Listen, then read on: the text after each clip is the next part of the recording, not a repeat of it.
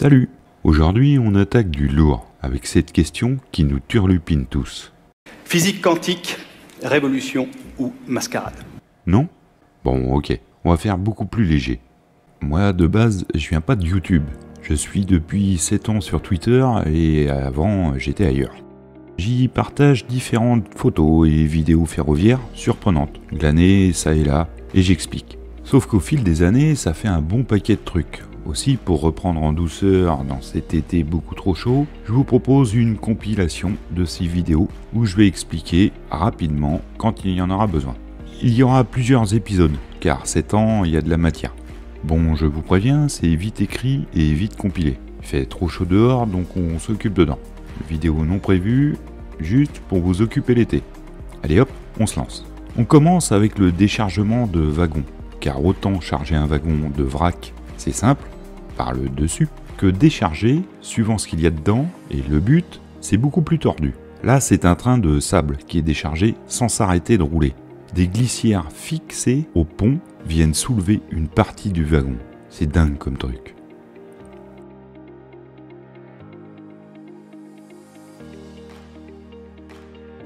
L'avantage? Bah, ça va très vite, car on n'arrête pas le train. Et l'ouverture du wagon se fait en grand, donc ça vide rapidement. Et qui dit gain de temps, dit gain d'argent. Bon, évidemment, il faut des wagons spéciaux pour ça, et le pont qui va avec. Suite, un train en Asie, certainement en Inde ou au Pakistan. Remarquez comment les gens ne respectent pas du tout le passage à niveau et ne s'arrêtent que quand la barrière vient les empêcher de passer. Voie en plein centre-ville, là où il y a de la place que pour faire une piste cyclable, et ben pas de problème, le train passe, avec un risque énorme d'accident. Mais là-bas, un accident, comment dire, c'est un peu la norme, quoi.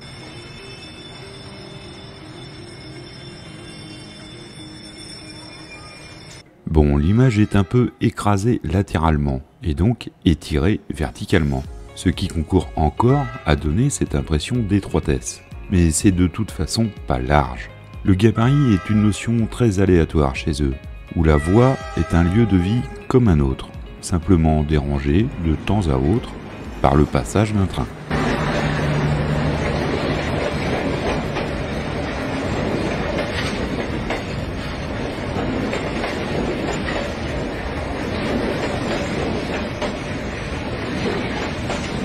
Alors forcément, s'il se passe quoi que ce soit lors du passage du train, le conducteur est bien incapable de le détecter, car il ne voit absolument rien derrière vu le peu d'espace entre voie et habitation. Ainsi va le chemin de fer là-bas. Regarde devant et tant pis pour le reste. Le train avance.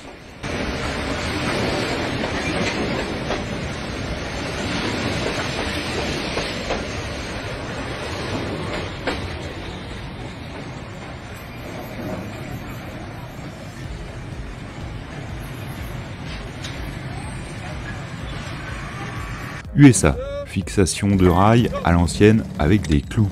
Bon, forcément, ça ne tenait pas terrible. Mais vu que les trains roulaient très lentement et étaient très légers, les efforts étaient moindres. Remarquez le boulot de dingue pour faire ça. Et là, c'est juste pour le fun, mais sur des centaines de kilomètres, c'était un truc de titan. Un wagon qui transporte un train. Comment on le décharge? Comment mettre le train sur ses rails? Avec une grosse grue, ok, mais ça coûte cher. Autre solution, avec une très longue rampe qui va du wagon à la voie. On ferait pareil si c'était un camion à la place du wagon. Et bien des villes équipées de tramways se sont fait livrer leurs rames comme ça.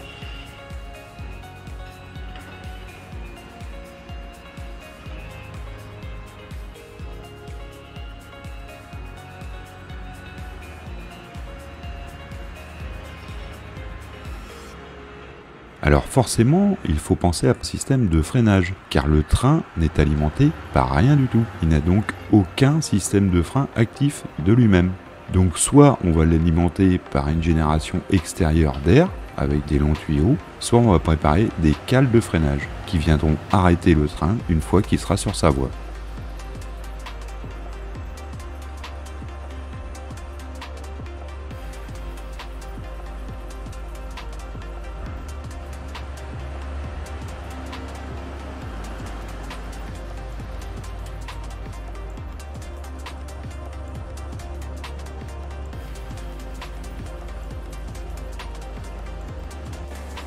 Couper un rail, c'est long. Alors voilà la machine à le faire toute seule.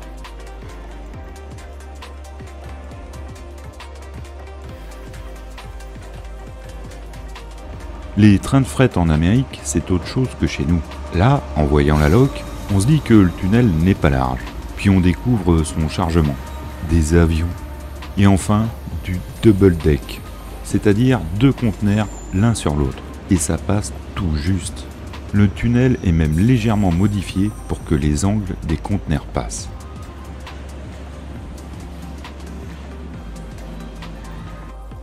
À l'évidence, lui, il avait la tête ailleurs. Il n'a pas vu les barrières. Mais il est le plus chanceux du monde. Quelqu'un vient le dégager. Et le train arrivait à faible vitesse et a freiné à l'urgence. Malgré tout, on voit que, vu son point d'arrêt, si la personne n'était pas intervenue, l'autre était sous le premier essieu. En train, on ne peut pas s'arrêter à vue. Plein de méthodes existent pour renouveler une voie, selon les moyens disponibles, l'environnement et les habitudes de travail. Ici, j'aime bien l'idée qu'il avance sur la voie qu'il est en train de remplacer.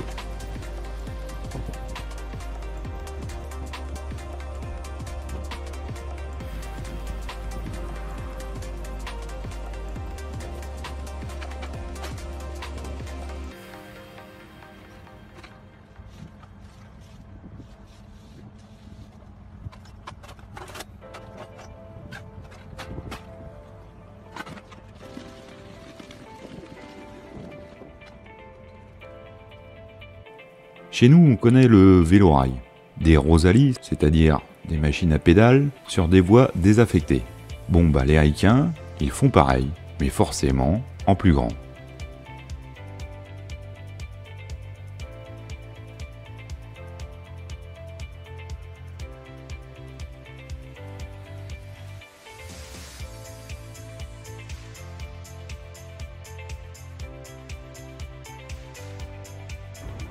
Celle-là, elle n'a rien de spécial, sinon qu'elle est magnifique, et qu'il ne faut pas avoir le vertige pour conduire ce train.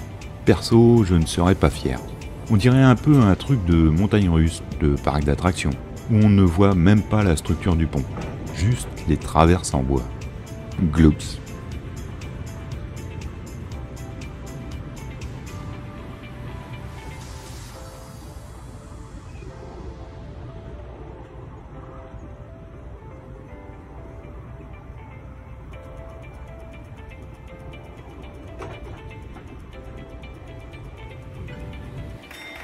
Là, on est sur un truc super complexe à mettre en œuvre. Un chariot qu'on place sous les roues du train lorsqu'elles sont tellement détériorées qu'il ne peut plus rouler dessus. Forcément, la vitesse est hyper limitée. Et lorsqu'on va rencontrer un aiguillage, ça va encore se compliquer, car le truc n'est pas du tout adapté à ça. On utilise ça en France aussi, et c'est un beau bordel.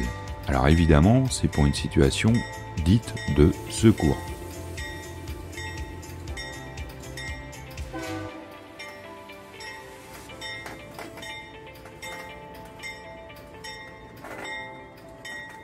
Retour de la passion vidage de wagon, avec une autre méthode. On retourne carrément le wagon pour le vider, par là où on l'a rempli, par le dessus. Dingue encore ce truc. Imaginez un peu comment ça se passe pour les attelages et les tuyaux d'air des freins. Je vous laisse chercher comment on fait.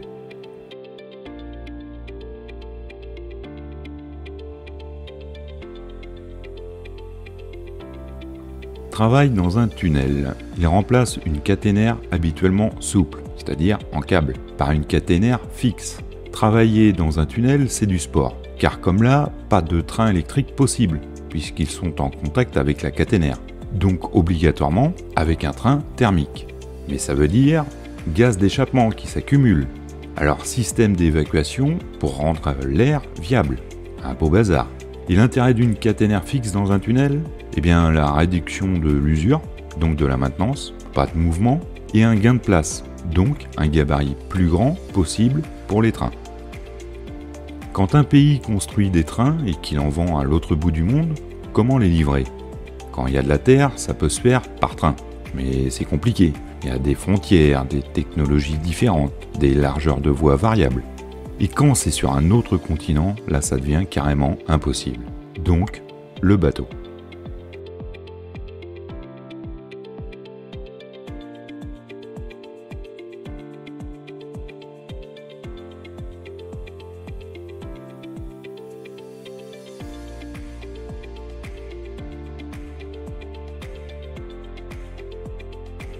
Assembler deux trains entre eux, l'attelage automatique, ou en un mouvement, les deux trains vont se lier mécaniquement, l'attelage, mais aussi pneumatiquement, pour le frein, et enfin électriquement, ils pourront se parler électroniquement. C'est vraiment de la belle ingénierie. Séquence émotion. Je ne sais pas si ça se fait encore, mais autrefois, quand un cheminot se mariait, bien souvent il allait faire une photo dans la gare du coin, en tenue. Les temps ont changé et les femmes conduisent les trains désormais. Ici, c'est madame qui conduit, et monsieur a préparé une surprise. Il attend madame sur le quai pour lui faire sa demande officielle, avec bague et bouquet. Alors forcément un retard pour le train, mais tellement justifié. La grande classe, je trouve.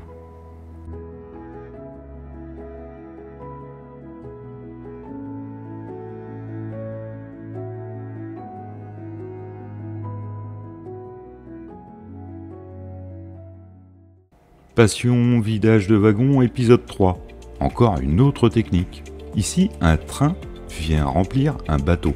Alors, on monte les wagons sur une rampe jusqu'à un ascenseur.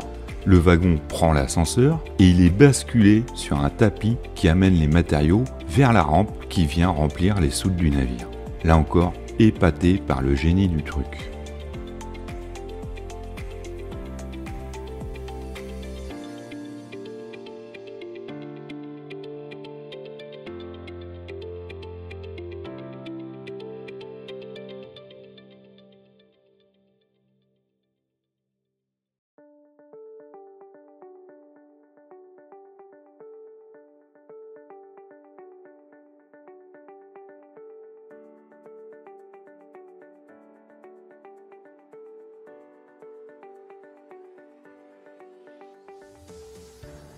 La caténaire fixe sous tunnel de tout à l'heure. Bah voilà, elle est en place. Et là, on voit bien le travail du pantographe. On voit aussi que la caténaire n'est pas placée en ligne droite, mais va de gauche à droite, afin d'user le pantographe sur toute sa surface, et ne pas l'user en un seul point. S'il n'y avait pas ça, le panto finirait coupé en deux, juste par les frottements. Alors, après le haut, voici le dessous du train. Les freins, avec un pintin magnétique en action. Je n'explique pas plus car j'ai déjà dédié une vidéo entière au freinage des trains, mais on voit ici son abaissement et le contact avec le rail. Forcément ça chauffe, puisque ça dissipe de l'énergie. Mais c'est surtout ce qu'on ne voit pas qui est efficace, le champ magnétique qui vient littéralement scotcher le train au rail. Un crash test de train ? Non. En fait, c'est un test de résistance de conteneurs destiné à transporter des produits radioactifs. Et quoi de mieux que de faire rentrer un train dedans pour voir s'il est solide. Bon, certes, faut avoir un gros budget. D'après plusieurs articles lus à ce sujet, les résultats étaient satisfaisants. Bon, par contre, adieu le train.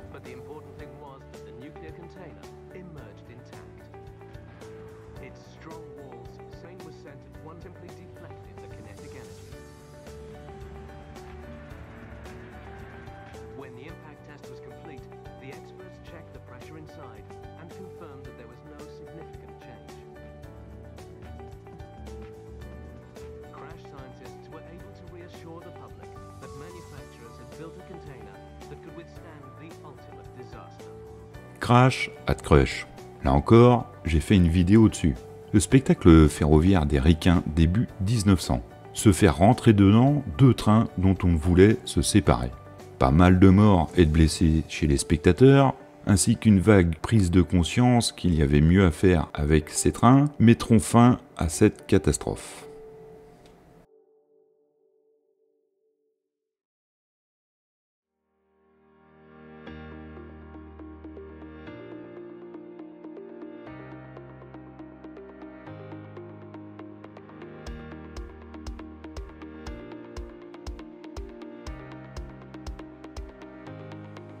Le train, c'est bien pour travailler.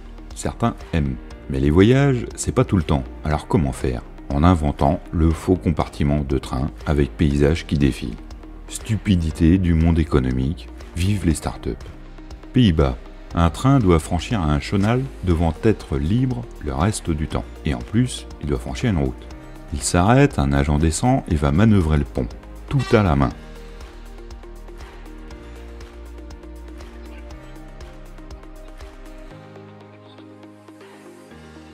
Le pont pivote et vient même s'ajuster en hauteur.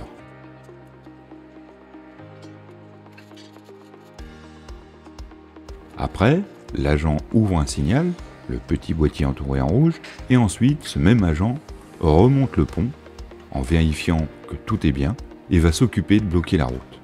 Enfin, le train avance.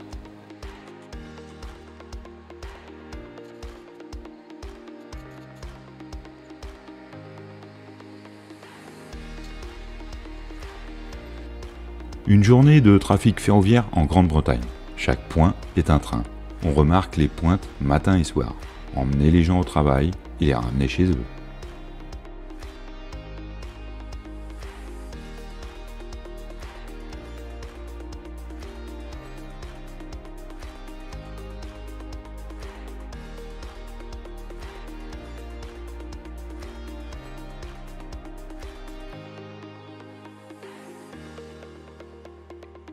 Un signal qui bat avec le vent. Une signalisation mécanique dont un câble est sans doute cassé. Il sera considéré par le conducteur en anomalie, donc présentant un signal fermé. En Europe, on a parfois des animaux qui se promènent sur les voies. Vaches, moutons, chevaux, sangliers. Détectés à temps, ils bloquent le train. Détectés trop tard, ils sont heurtés. En Nouvelle-Zélande, ils ont le même problème, mais pas avec les mêmes animaux. Bon, forcément, en période d'extrême sécheresse en France, cette image choque un peu. Pourquoi arroser un train? En fait, c'est comme sur certains chantiers. On arrose ce qui peut s'envoler avec le vent. Quand ce qui est transporté est assez fin, le vent généré par le mouvement du train va soulever un nuage de poussière qui va recouvrir tout ce qu'il y a autour. Coucou les voisins qui habitent au bord des voies. Et ça va aussi rendre impossible le contrôle du train au passage, puisque ça forme un gros nuage qui masque tout. En arrosant, on va limiter ce phénomène. Quand on vient mettre du ballast sur la voie, il arrive que quelques morceaux tombent sur le rail. Bon, et bien dans certains pays, ils ont une méthode un peu particulière pour nettoyer. Imaginez l'effet à la première aiguille rencontrée et ou au premier défaut de nivellement de la voie. Le looping de train. Des images de synthèse existent, ok, mais en vrai, ça donne quoi? Bah voilà, c'est testé version Lego. J'adore les courses de caisse à savon. Merci l'équipe TV qui en diffuse souvent. Là, on a la version grand maître, car en plus d'être magnifique, il y a des pédales pour avancer. On parlait tout à l'heure de la livraison de trains par bateau. Bah, de temps en temps, ça se passe mal.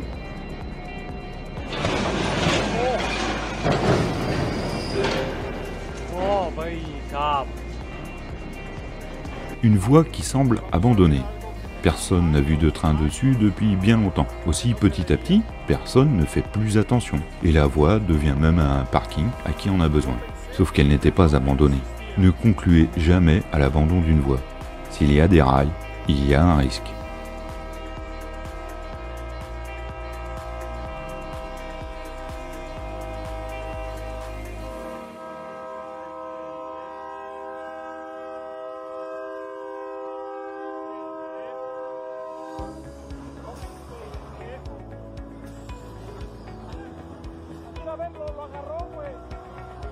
La pelleteuse sur rail? Oui, c'est ce qu'on appelle un engin rail-route. Encore que là, c'est plus un engin rail-chantier. Les classiques avec le RER B. Non, je déconne, ce sont des trains indiens. Là-bas, le train, c'est la vie, car beaucoup n'ont pas les moyens de se déplacer autrement. Donc ils sont saturés, mais avec un autre sens à ce mot que chez nous. Forcément, pas mal d'accidents. Comme je disais au début, là-bas, l'accident, ça fait partie de la vie.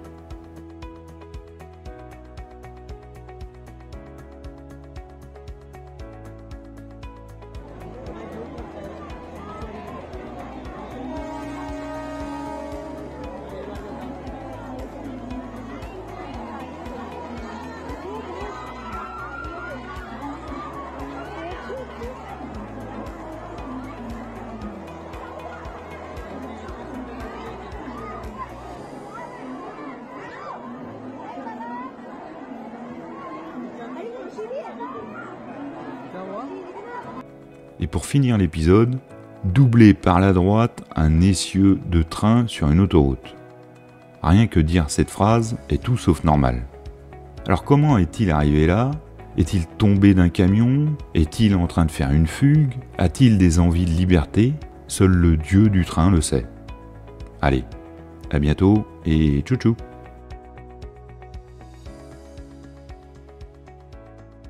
Allez, salut les mecs, ciao.